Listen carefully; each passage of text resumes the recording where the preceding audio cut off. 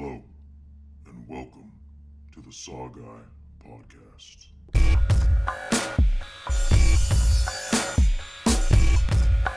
Like scary movies? What's your favorite scary movie? Here's Johnny. We'll tear your soul apart. The boogeyman is real, and you found him. Game over, man. Game over. What do you want? I want to hear you scream. From the front time, bitch! Hi, I'm SaWGuy, and I'll be your friend to the end. Heidi-ho! Ha ha ha! Oh, shit. I'm never good at impressions, but hey, I try, right? Anyways, welcome to the SaWGuy podcast. As always, I am the SaWGuy, and I am bringing you episode 24 on Child's Play. I know there's a lot of talk, and everybody's like, wait, you're doing Child's Play? Are you doing the whole franchise? Are you going to do the first one? And your answer is right on that one. I am only doing just the first one. And the reason being is because the first one's a true classic. After the first one, I think we can all agree that part 2, 3, and then later on, they started to get a little bit more comedic. And we all know I'm not a fan of horror comedies. But, you know, maybe down the road I might do the whole franchise. But today, I want to let you guys know that this is going to be on the first one, on Child's Play, right? So, what makes Child's Play such a special film? First of all, if most people have seen the original, and if not, I'll break it down for you in a bit. But anyways, I know with Child's Play, it came out in 1988, and what's funny about it is that, you know, during the 80s, they had a lot of creepy doll movies. They just never blew up and got big. But for some reason, Chucky got big. It was to the point where, like, after part 2, then everyone started calling it, oh, those are the Chucky films. And it's like, well, no, it's Child's Play 3. Eventually, later on with the series, they dropped it all down. But anyways, I love the first one because the first one, they kept it more... I was going to say voodoo, but I'll get to that in a second. But they basically kept it more realistic scare. And I don't know, it follows that same parallel dynamicness of what Tom Holland does. And for those of you guys that don't know Tom Holland, not the actor from Spider-Man or whatever, Tom Holland, he's a director who did Fright Night, and he's done a bunch of other films. But I know my last episode, I did it on Fright Night, and so now I'm giving you another Tom Holland film. I see the connection, right? But anyways, Tom Holland, he did this. He basically wrote the screenplay. He didn't write the whole story. The whole story was done by Don Mancini, who still writes all of them today. And Tom Holland, he wanted to make it kind of dark-ish, but he also wanted to have that more realistic tone. What I like about what Tom Holland did is that he followed the same principle with Child's Play as what he did with Fright Night. He basically had a male protagonist going after a male boy, and that male boy had a single mom because his father wasn't around. Well, you know, there's a little bit of different theories on Child's Play and why his father wasn't around, but I'll get to it in a second because for those of you that haven't seen Child's Play, I'll break it down real quick. You know, Child's Play, it's the first Chucky film, but it's not all comedic and humor, right? The movie starts out basically kind of like an action film. So you see this guy with a long hair, Brad Dourif, you know, he's actually the voice of Chucky and still has always been the voice of Chucky. He's running out of an alleyway, and they're in Chicago, and they're, you know, having a shootout, you know, him and the cops. The cops ends up being Chris Sarandon. Hey, remember that guy from Fright Night? Yep. And, you know, eventually he gets hit, and then he starts to run, and then his buddy in the getaway car is like, oh, shit, takes off. His name's Eddie Caputo. Eddie, don't leave me! And then after all that goes down, basically he's hiding out, and then Chris Sarandon tells him, okay, you need to give it up. You're basically done for, you know?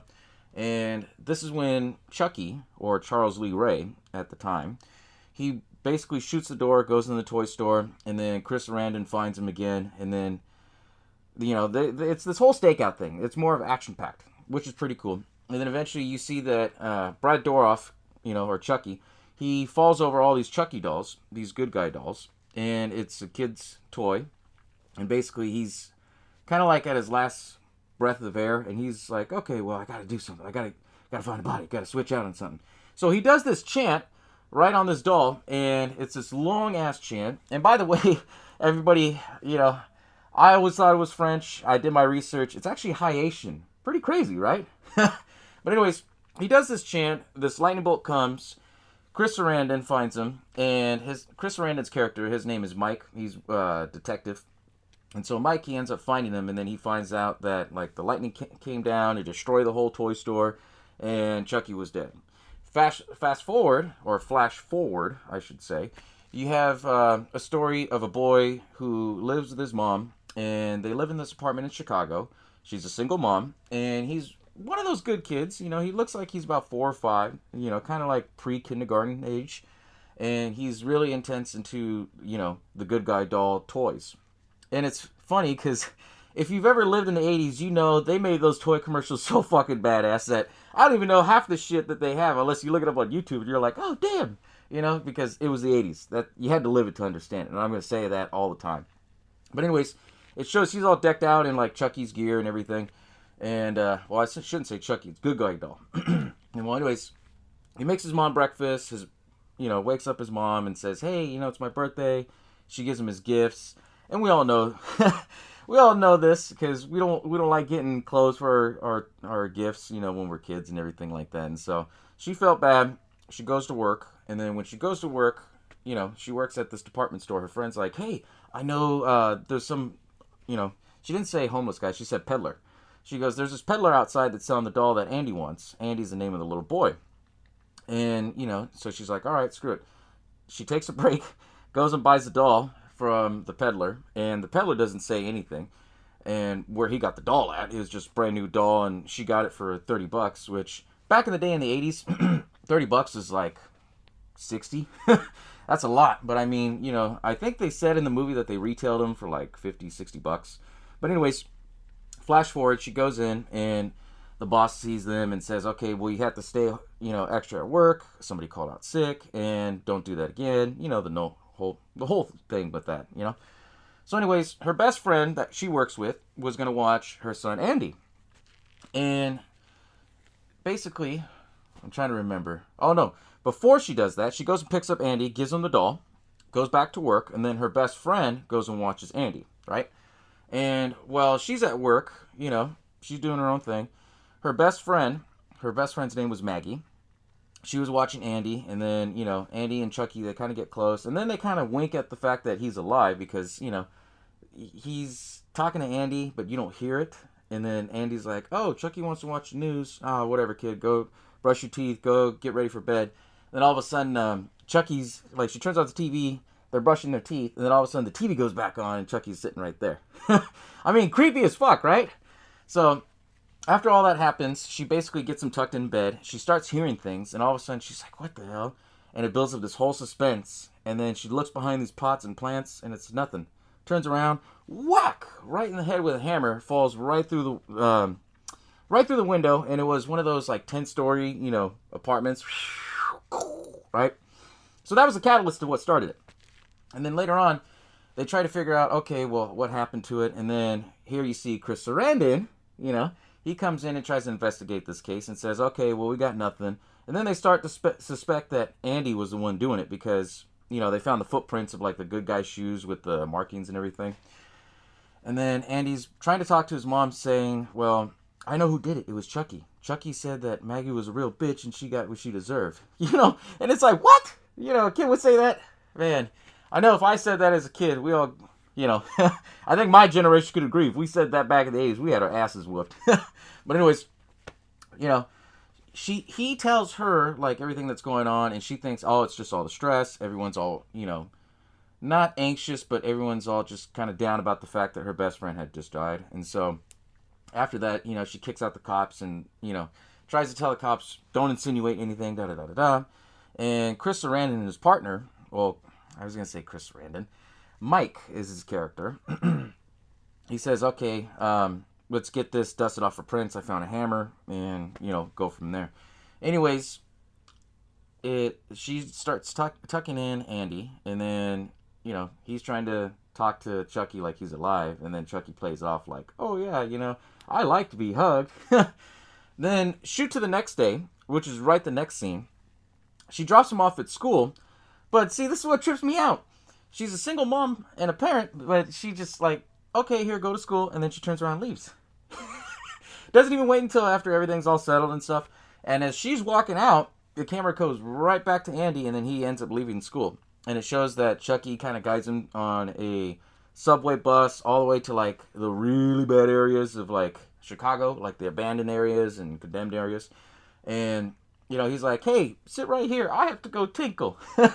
And as he puts Chucky down, and they're in the middle of nowhere, you see that Eddie Capoodle, the guy who left him behind, is, you know, hiding out in this building, this abandoned building. Chucky knows this, and that's why he basically got Andy to go. So he runs out and messes with Eddie Capoodle, turns on the gas pilots, like, super loud. And so Eddie Capoodle, he hears noises, boom, you know, and blows up the whole house. Mike, he calls, God, I'm trying to remember, the mom's name. I think it was Carol. Was it Carol? I don't know. If I'm wrong, let me know in the comments, because I know I've seen this movie so many times just to prepare myself, and I'm just like, oh, fuck, I'm going to look so much like a rookie here. But we all know what we're talking about. Most of us had seen it. Well, anyways, she goes to the police station. The police tell her, hey, we found your boy at this scene. Something suspicious about it, so we're going to go ahead and keep him overnight for observation, because they think that Andy's crazy, that he's not all there, because he's trying to say that his doll's alive. So they give her back Chucky. She goes, you know, back home, and then she's, like, kind of suspicious about things, and she's like, oh, whatever, you know. Goes and gets a glass of water, and then all of a sudden she looks at the box, the batteries fall down, and this is my favorite scene. You know, she goes and tells him, picks up the Chucky doll, or Good Guy doll, and says, if you don't talk to me, I'm going to throw you in the goddamn fire. And she already had lit the fire and everything, and then that's when Chucky comes alive. You stupid fucking bitch, I'll teach you. Like, I don't know, it was funny to me, because it's just, you know, at the time in the 80s, they made it look realistic, and when you saw it on VHS quality, it was like, whoa, that's some scary shit. You know, but now when you look at it, it's kind of funny, because you kind of know a little bit of the secrets behind the scenes and things. But they have a struggle. He bites her, runs out, gets away. She goes and tells Mike, the cop, like, hey, Chucky's alive, he's real. And then that's when she goes and seeks out the peddler. The peddler, he ends up being like a pervert, and she says, okay, well, can you tell me where it is? And then he's like, oh, no. You know, I'll tell you if you know. Then that's when Mike comes in and saves her, finds out where the doll came from, and then Mike finally admits to her. I lost my train of damn thought.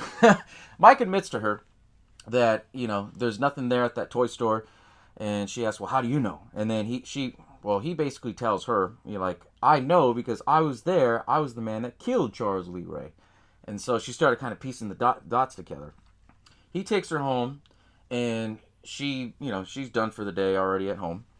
He goes back to the station, pulls up the file, and as he pulls up the file, he's driving home, and then that's when Chucky comes out and tries to kill him.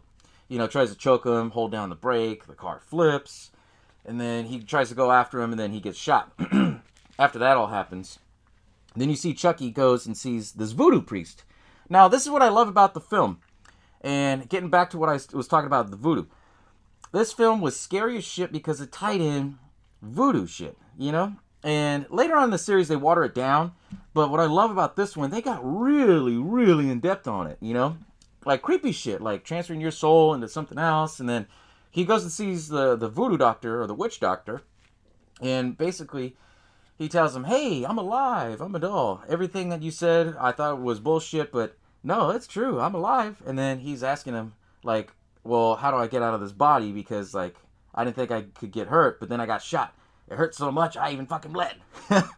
And then later on, he's like, oh, well, you did everything that I taught you for abomination and evil, and you have to be stopped. Walks away, and then that's when Chucky busts out the voodoo doll. And he's like, well, tell me. And he was basically like, oh, give me that back. And breaks his legs, breaks his arm, and then finally pulls out the knife. And then he was like, okay, you going to tell me? Yeah, you have to transfer your soul to the first person that you told that you were alive. That's when Chucky laughed and said, oh, okay, it's a 6-year-old boy. He still ends up killing the guy, which is fucked up. But it meant for a brutal scene to get you hooked, like, oh, shit, you know? And what's crazy is that when they filmed that scene, they did a lot of practical effects behind it. And a lot of it was hush-hush until about a few years ago. And what's cool about Tom Holland, he reaches out to the fans. He's great. He really is. I met him at a con one time, and he kind of told me a little bit about the secrets, about how, how they got the robotic animatron Chucky to move around. It wasn't. It was actually a real person inside like a bodysuit to look like Chucky, and they built everything around it like super big, which was cool. I was like, oh shit, I didn't even think about that. That's interesting, But anyways, after all that happens, Chucky's now going back to the mental institution to find Andy. Andy sees him coming. That's when he tells the doctor, hey, he's coming. He's coming. And that's when he hides out. Chucky gets the keys, opens the door, and Andy runs out. And the doctor's like, hey, stop him. And I thought what was pretty cool was the doctor, he's actually the news reporter from the original Hulk TV series. I didn't recognize him for the longest time. And then somebody was telling me that it was him. And I was like, no. And then I was like, oh, shit, that is him. I'm a fan of old TV shows, too. So, but anyways, Andy goes and runs and hides in this operating room. Chucky finds him. The doctor comes in, and he's like, no, I'm going to help you. I'm going to help you. This is just going to sting a little. And then Chucky comes behind him with a scalpel, cuts his Achilles. Ooh, man, that the way they did that effect was just like, oh, shit, He falls down. You see these two little feet, and he puts on this electric shock thing on him. Well, like a headband for electric shock therapy, and turns it on full blast, and then you see him just like, and cooks the guy, basically. And so after that, Andy starts to run home, and you don't find out that he goes home until, after the whole incident's been reported. Then Mike and Carol, they go to the mental institution or the hospital, and they figure out that, hey, Andy escaped, the doctor got cooked, and basically Chris Sarandon, or I always say Chris Sarandon, Mike, he's asking Carol, like, where would he go if he's in trouble? I always told him to go home. Does he have a way to get in? There's a key under the mat. So it shows that Andy finally gets home, and he closes the door, locks up everything. Another one of my favorite scenes in this film was Chucky. He plays, he played like a dead doll, like in the corner. There's two old couples, they come in, and basically this old lady, she tells her husband, oh, hey, George, somebody left the old doll over here. And her husband was like, oh, leave it. Some kid will come back looking for it. They walk out. And it was funny because she looks at it with this weird face. She's like, ugly doll. And then she closes the elevator, and it starts going up. Then you hear Chucky, fuck you. Oh, shit. That was always my favorite scene. I laugh at it like crazy thinking about it. But anyways, Andy's in, and once he's already in, he thinks Chucky's going to come through the door. But this is smart. Chucky climbs in through the chimney, comes down, and Andy starts hearing noises, carries a bat, and then all of a sudden, another one of my favorite parts is where he scares him. Ah, surprise! Because that's supposed to be a jump scare. He swings and misses, then you see Chucky's hair like, oh, fucking crazy, that he's like... And he has to do the hair flip. I don't know why, just the hair flip. That shit was funny. Chases him. Eventually, he knocks him down, then he starts the voodoo chant prayer. And then that's when Carol and Mike, they get there. They break down the door, and... they see Chucky there, and I want to say that he called her a bitch, or she picked him up, and then he started trying to bite her and everything. That's when Mike comes over there, picks him up, throws him down. He does the same thing that he did to the doctor, pull out a knife, and got his leg, and runs and hides. And then that's when they go into the room, and Mike, he's looking for him, and all of a sudden Chucky comes out and hits him with a bat. Doo! Boom! Then Carol had Mike's gun, because he gave it to her, and then all of a sudden she shoots him. He flies, and then after that he goes after Carol and then jumps on her. They have a struggle. She throws him in the fire pit. She's holding the gate so he doesn't try to get out, and then basically she turns on the gas, and Andy comes in and tries to light it, and then, no, Andy, we're friends to the end, right? This is the end, friend. Lights Chucky on fire, comes out, you think everything's done. Then she goes and checks on Mike, and she tells Andy, hey, go get a first aid kit. He goes and gets a first aid kit, and he sees that Chucky's gone.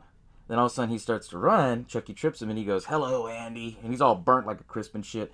Kind of looks like me when I have a sunburn, But anyways, he's still chasing him between different rooms. And then after that, she's trying to hold the door. He's getting the knife right through.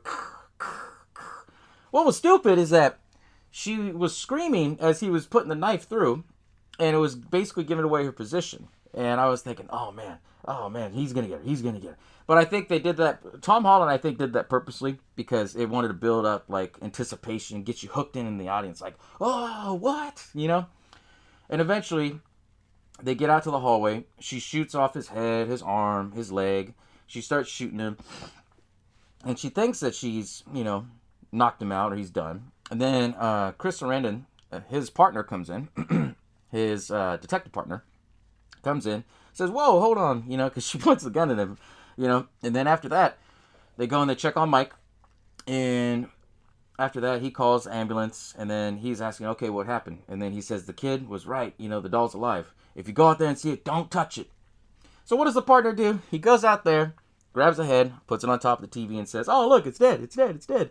And the big climatic, you know, ending to this film was basically that Chucky pops out of an air vent, tries choking him, and then they throw him to the side. And then, you know, I keep getting his name mixed up. Mike pulls out his gun, and then he's like, can I shoot him? And then she's like, yeah, through the heart. Because basically the voodoo doctor had said, okay, he's becoming more human. The most human part of his body is the heart. You hit him in the heart, he's going to die. So they did this whole, you know, scene where he cocks back the gun, hits him, and then hits him in the heart, and then they do that scream, ah, and then they do the whole, hi, I'm Chucky, want to play, then it ends. They get up, and then as they walk out, Andy's the last one to leave, holding his mom's hand, looking out this way, and then the creepy music starts, the theme music. And that's the end of, that's the end. That's the whole movie of Child's Play, summed up for you. And what's great about Child's Play is it was fucking scary. It really is. If you compare the first Child's Play to all the other ones, that's going to be the most realistic one because it ties in a little bit of aspect of voodoo. It gets you enough to understand, like, oh, he moved his soul into a doll, but it doesn't give you enough aspect to know, to make you sound like you're a voodoo expert. You know what I mean? So it still has that creepy, mysterious feel with it. Then, well, I'm trying to think of it. Because what's weird, and I'm going to say this again, is the voodoo chant. It's not French. Everyone always thought it was French. It's actually Haitian. Somebody came out and did it. But what I thought was crazy is that this first film, it did the whole chant, which was like 5 minutes long. Ah, do Bella. And that's all I remember from it, you know. Part 2 and all the way down, they basically like shortened it little by little. Now, what's the reason for it? I don't know. I tried looking that up, like, why the hell did they shorten that shit, you know? It got down to the point where it was even in Bride of Chucky, they did it, where they just said, give me the power, I beg of you, and awake, you know? And it's like, okay, that didn't work in the first one, so why the hell are you doing it like that, you know? But it's interesting to note, you know, that they kind of broken that down. Also, too, there was a lot of different ideas they threw out about how to do the storyline, how to make Chucky come alive. What I thought was really cool, though, and I love this concept, and I wish, because I know there's rumors right now in 2018, they're going to remake this movie, whether they like it or not, and whether Brad Dourif comes back and does the voice of Chucky. But I love this concept, but they didn't go with it. This concept was basically, Andy wanted a good guy doll, but good guys, they like get hurt and they bleed, and basically you have to buy like special bandages and stuff like that, so you put it on them and they heal up, which is pretty cool. You know, I like that idea. And then the reason Chucky comes alive is basically because Andy's blood mixes in with Chucky's cut, and then all of a sudden he becomes an extension of Andy's anger, and he ends up being, you know, everything that Andy is like pissed off about and doesn't like, Chucky goes and acts on it, which is cool. But then it would have changed the whole concept of being a creepy doll movie into more of a psychological film, which I get the reason why. You know, it's, you know, you're basically comparing apples to oranges, but that's a great concept. I wish they could have done it. I mean, they could have done both, you know, in my opinion. But a lot of that, you know, like Tom Holland, he came out and was telling a little bit of behind the scenes, which is cool. Like I said, Tom Holland, he's a great guy. If you ever get the chance to see him or hear about him going to a con, check him out because he's real cool. He's a down-to-earth guy. You know, he'll let you in on everything, and he's very appreciative of the fans. He really is. But, you know, what's also pretty cool is the fact that Don Mancini, he wrote the first one, and then Tom Holland worked on the screenplay, which is basically like, you know, he works on the story, and then Tom Holland will create that and then make it like movie magic to it, right? Don Mancini, he still came back and did part 2, 3, 4, or Bride of Chucky, and then Seed of Chucky, and then the last 2 ones, what was it, Cult of Chucky and The Curse of Chucky.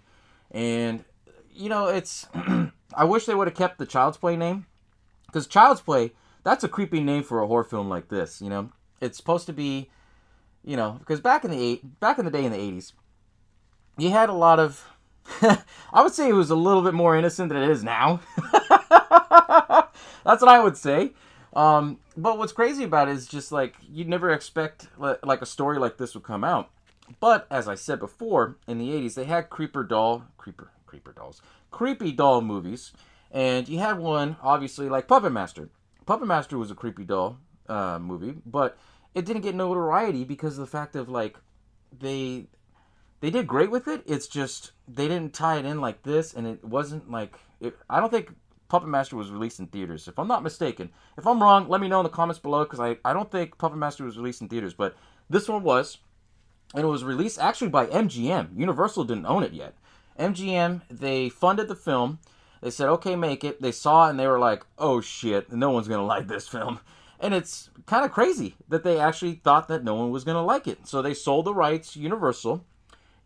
They bought it, and then that's when Universal was cranking out all the sequels to it. And then now they're cranking out, well, there's rumors for a while to do a TV show, but they would continue on everything from the movies. But now there's this whole talk right now, as of, July of 2018, there's talk that they were going to do a remake. And everybody knows my feelings on remakes. I enjoy them because they're reinterpretation for the newer generation, as long as they do it right, But if they do it, I hope they go with the original concepts with the stories, with like Andy's blood mixing in with Chucky's blood, and then he comes alive, because that's really cool. I mean, it works in any time frame, any era, 80s, 90s, 2000s, 2010s, that's the best thing. It will work, Also, too, what I liked about it was just the fact that, there was a lot of little winks to things on it, like the name Charles Lee Ray. It was based off 3 serial killers, and they put it like their last name or their first name and things like that, like Lee Harvey Oswald, Charles Manson, and then James Earl Ray, which was pretty cool. Okay, it's a cool little wink. Other little tidbits that I kind of find funny was just I don't know if anybody knows this or not, but I did this research because originally I was thinking, okay, that doll's got to be somewhere. If they actually had to burn that prop and everything like that, they had to do something with it. And believe it or not, this is no bullshit on this. I actually did my research. The original Chucky doll, and Tom Holland has said this himself, that the original Chucky doll was turned around and recycled as the Crypt Keeper for the TV show Tales from the Crypt Keeper. Which is crazy because they still even kept the same blue eyes, and I didn't notice that, and I started looking at it and I was like, oh shit, that's true, Pretty cool, right? And what I love about Chucky, well, it's not Chucky, it's Child's Play. Let's be, let's call it what it is, right? It's Child's Play. It wasn't Chucky at the time. What I loved about it was just, it had that real aspect of it. It made it creepy. It made it kind of like Freddy Krueger in a way, where he was a serial killer that nobody would listen to, and it was basically same thing. What I loved about Tom Holland is he plays a lot off of the cry wolf kind of scenario, like look at Fright Night. Basically, Charlie Brewster, he was a horror movie fan saying that he had a vampire living next door and nobody believed him. Same thing with this film. Andy was basically saying Chucky's alive, he was the one that did it, and nobody believed him. It was the boy that cried wolf. And I love that concept, and he he's one of the best at what he does when he does his work on that, whether he's directing, writing the screenplays, things like that. But there was a lot of little interesting things with that, and it just impressed me. And the whole aspect with the voodoo, man, that makes it creepy as fuck, because they never really talked about voodoo, witch magic and shit like that in horror films, not as often as they do now, but back in the day it was just like, whoa, okay, it's got that creepy vibe that if somebody doesn't like you, they could put a hex on the doll and the doll will come chasing after you. Like that crazy shit. Wait, hold on. As you see me turn around like, oh shit. I'm going to be watching this later on like, what the hell, that doll over there moved. No, I won't do that. Yeah. But anyways, it's pretty interesting how they did that. It really is. And then the fact that it was so well done and so well put together that it became this big iconic thing. Because now Chucky from Child's Play, he's a horror icon. He's not a legend. He's past the legend status. He's passed up to the icon. Because after part 1 came out, it was so big. You see, everybody had to have like, miniature versions or the realistic version of the actual Good Guy doll. They merchandised the hell out of it because it was that big. It really is. The fact that, Chucky was even introduced in TV commercials. I mean, he's still like in little winks here and there in movies, which is pretty cool. I like that, But the fact that it's just, the film was so done so well, that it spawned off all these sequels. And you have a total of 7 films right now. Not to mention you still have the TV series possibly coming. And not to mention you still have that remake coming. Which is like, what the fuck? So, if you guys ever get a chance to, for the ones that haven't seen it, go see it. It's all over. You can't miss it because that's one of the best ones. I'll tell you that. It's one of the best ones.